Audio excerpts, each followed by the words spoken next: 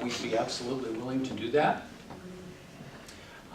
Networking, especially with the youth today, when we take a look at the statistics, and knowing that 11-year-old kids is probably now the average age of being exposed to pornography and where that can go. Obviously, the immature mind is going to lead to all sorts of destructive behaviors and beliefs in time, and that's where the difficulties without being able to have somebody to communicate with is so critical.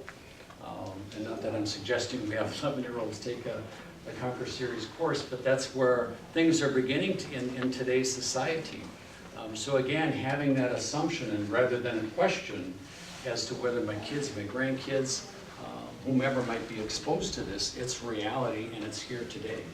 And we can't be afraid to talk about it. We can't be afraid to step forward and have a program or something that supports this because it's reality today. Go ahead. Do you record your thoughts? Do you make videos or audios? I personally don't make any videos. It would be wonderful in time to be able to stem out and have webinars. Yeah. I have attended several different webinar classes myself, and they're very good. And the internet in that regard is an absolutely wonderful resource. We're not there yet, but I would love to be able to do that. I have met also with other individuals on an individual basis. Just because of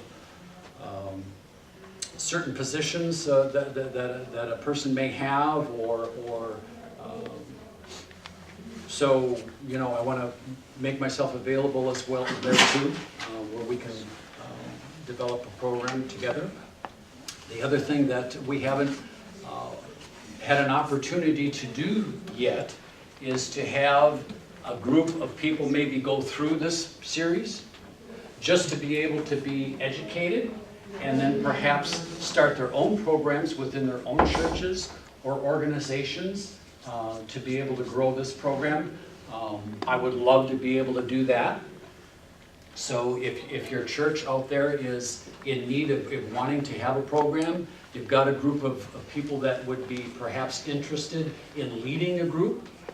There isn't any special certification at this point that a person has to go through. Just being there under God's grace and having the discipline to be able to set up programs and work together with that, and we would love to be able to do that as well too.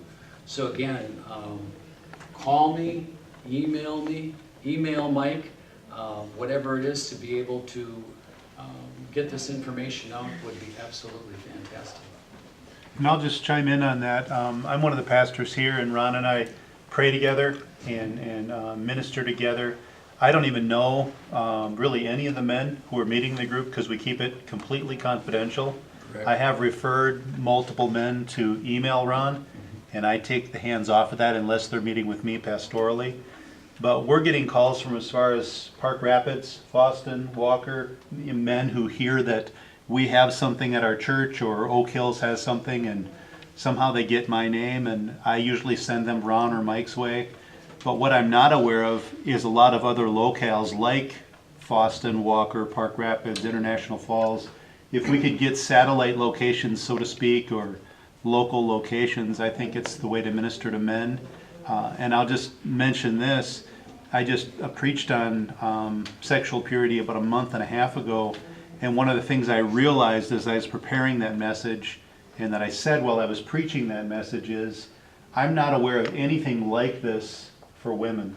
That's what I was just And I wish there was, and we're curious about that. We don't have leadership ready to take that.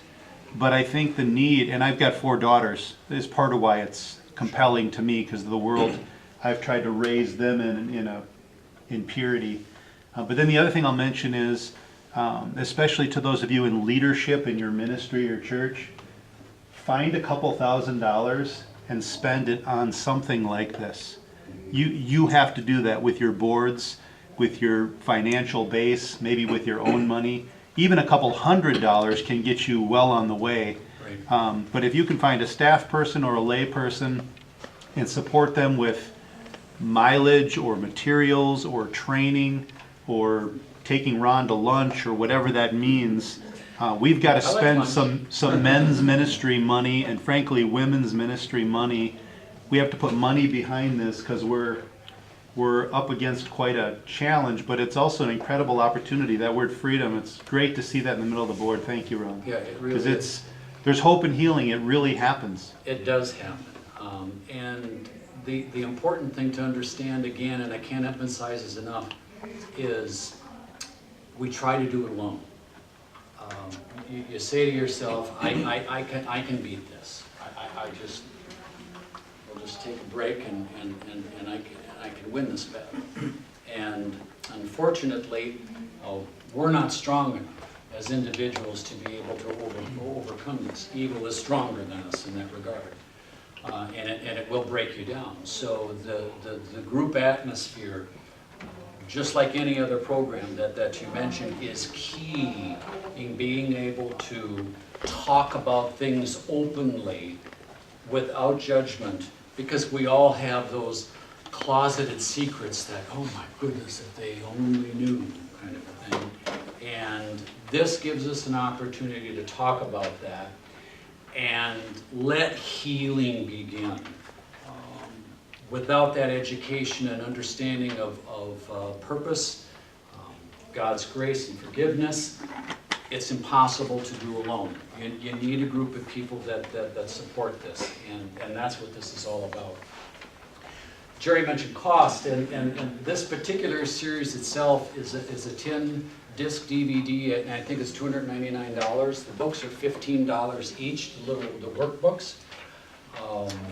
Our program is set up, graciously the church had bought the DVD series, and then all we charge for is the books themselves that we pass out.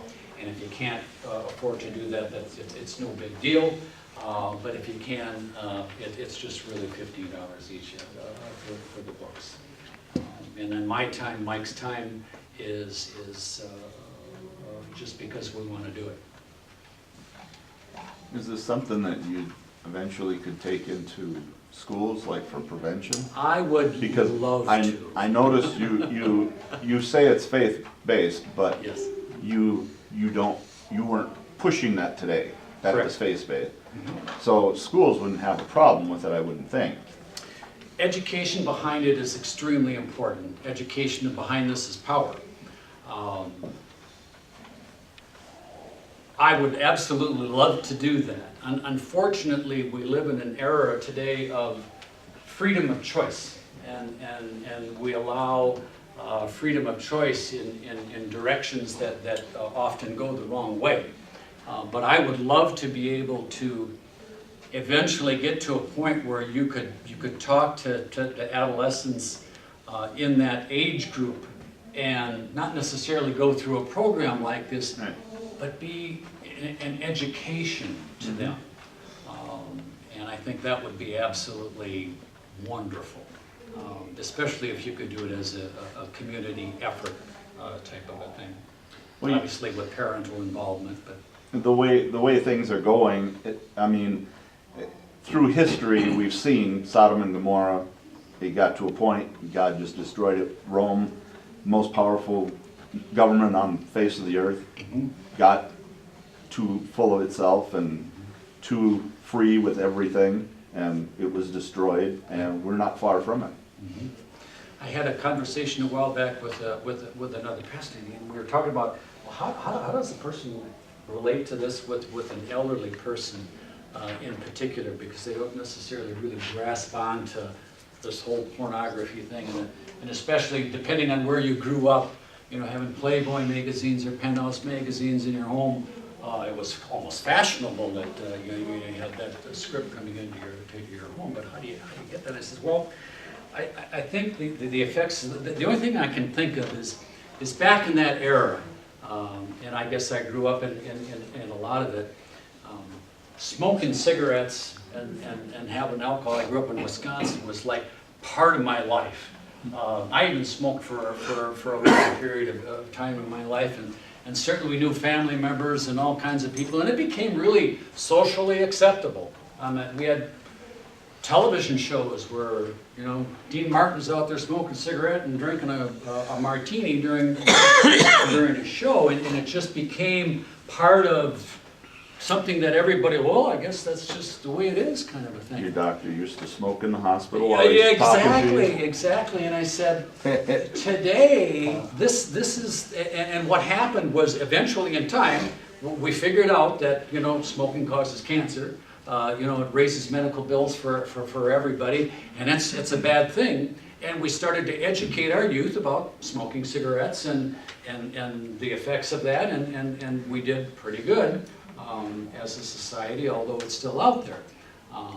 But we learned the bad things that happen from smoking cigarettes. Mm-hmm. Right now, we're learning things that are bad about pornography and the addictions they cause, the breakups in the marriages, the breakup in the soul of your body and what God has intended for us. And evil loves this because all of these things take you away from God.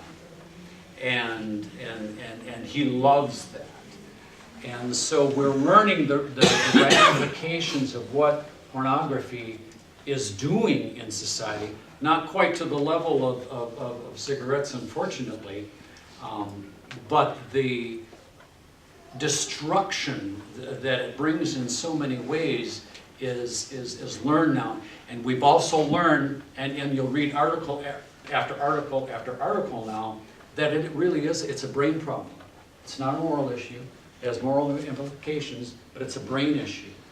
And so the science behind it and the whys, we're at a much higher level of understanding that, and that's where that education is so important. Any other thoughts on it? I know it's a tough subject. You know, the other addictions, alcoholism and narcotics, they all have physical signs. You know, you can tell if your neighbor's been drinking all day.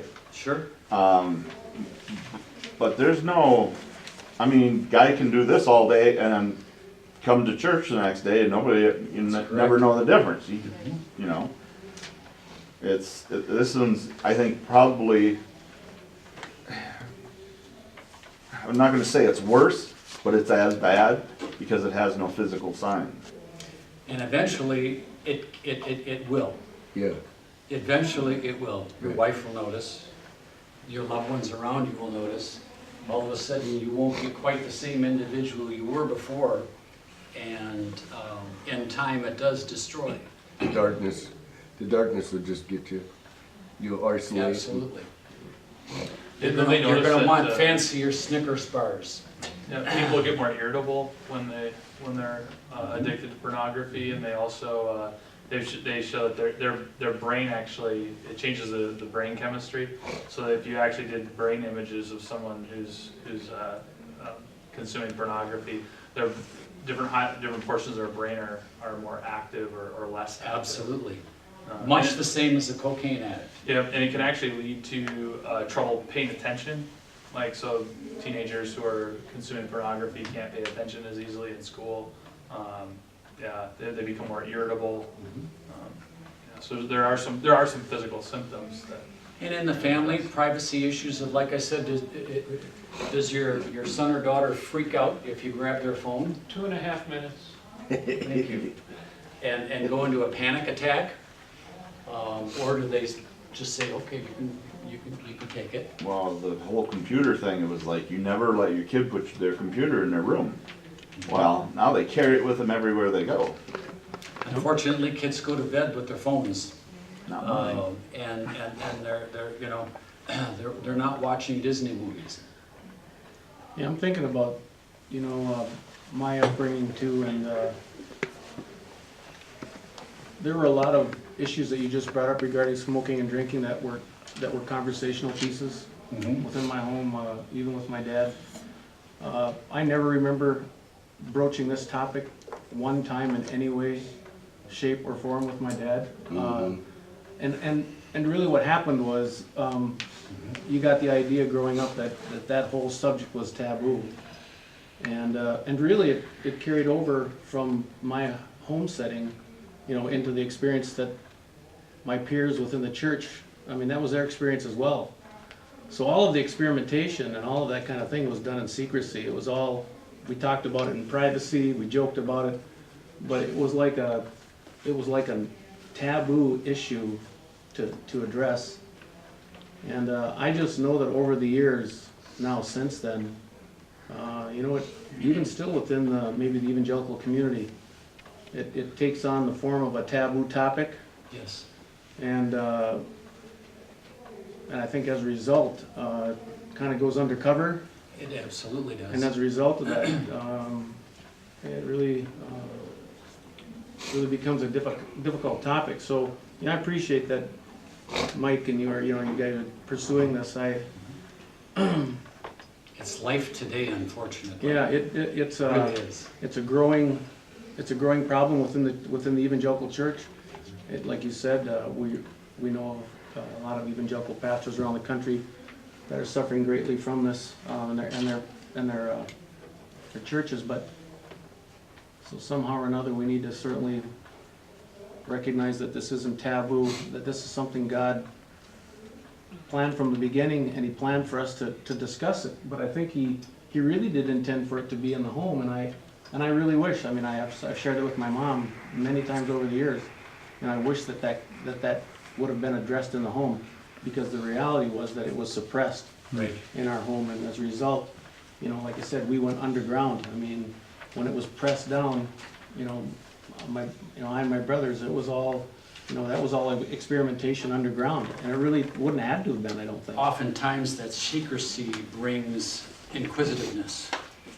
And it's, well, why is it so secretive? Well, it makes it curious. The temptation and secrecy of that is something that you want to explore.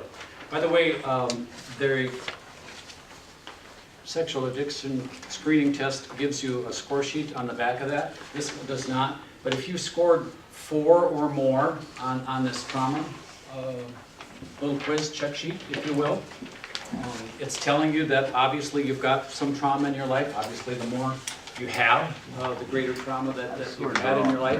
And what's important about that is after you take that, sometimes we don't even recognize that things are trauma in our life because we just suppress it, or you just forget about it, or people tell you, well, suck up, things happen, in a person's life, and you just, get over it kind of a thing. But it brings a reality, it did in my life, of things that I had, and I thought, oh my goodness, I need more than counseling. Type of a thing. So it's important because that's what this deals with as well too. So these programs, and it isn't just about pornography. It deals with all sorts of sexual addictions and things that are here. It deals with your interpersonal self, the relationship that you have with God, the forgiveness of what Jesus did for us on the cross. And it really dives into the guts of things that you wouldn't even think about, that allow for you to get the education and the tools that you need to really heal. And that's what it's about.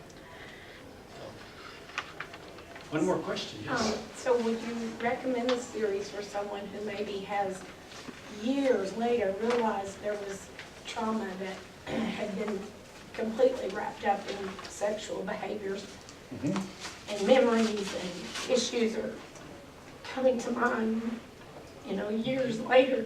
Yep. Is that a series that would work? It is very, very helpful in that, because oftentimes the things that you just described are things that are so shameful in our lives that we don't want, you can't come forward because of things that we tell ourselves that aren't true. We call them limbic lies within the series of things and different beliefs that aren't true. But yes, it does bring forth the understanding of that, the understanding of what brought me to certain behaviors, and is a very, very helpful resource. Ron, wouldn't you say one of the lies we might tend to believe is that it's too late for me? Yes, absolutely. Especially as we age, and as time goes on. trauma and things like that are things that we want to suppress and say to ourselves, it's not a part of my life anymore, so I'm not going to worry about it. And at the same time, not dealt with, it'll come back to haunt you. I heard a statistic that I thought was so true, and it was in particular sexual trauma as a child. And it was dealing with, in particular, men as a whole. You're so embarrassed about it, you want to suppress it, you want to get rid of it. And you might do a pretty good job of it. But on average, that comes back to haunt you 20 years later. Mm-hmm. So if that situation happened to you when you were 20, and you did nothing about it, chances are when you're 40 or 50, it's going to come back and haunt you. And I thought that was really, really an interesting number. I had not heard that before, but as a pattern of what's happening. And I think if you even just look at the news now today, especially with all women coming forward and men now not being so afraid to come forward, it's things that have happened in their past that all of a sudden later just gobbled them internally for so long that now you got to deal with it. So it's undealt with trauma in our lives that leads us to this kind of medication. And see, And it is medication. It's medication to our pain. like those women that you're talking about. One of them came out, they got it all kind of off their chest, and it was education for the other ones who were hiding all their pain. And they said, well, she did it. And so once it was out, then they took advantage of it, which was a good thing. But this is the same thing.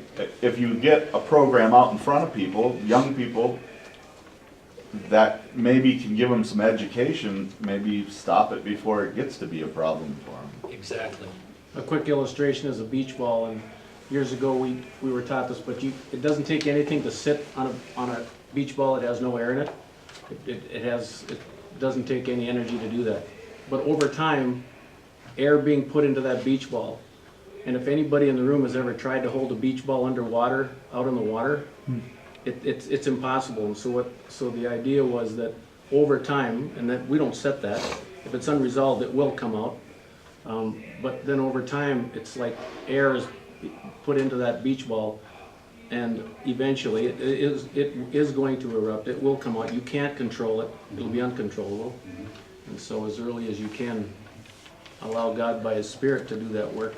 I've got some cards up here as well too, with a little sticker on there with information. This just gives you a brief overview of what the Conqueror series is. If interested, please, email me. We want to get a session started again here in April, probably mid-April to the end of April as I finish up a pillar series. And the wonderful thing about it is we've grown to a level where we have another 4 or 5 individuals within the group that also want to start groups or are willing to start groups.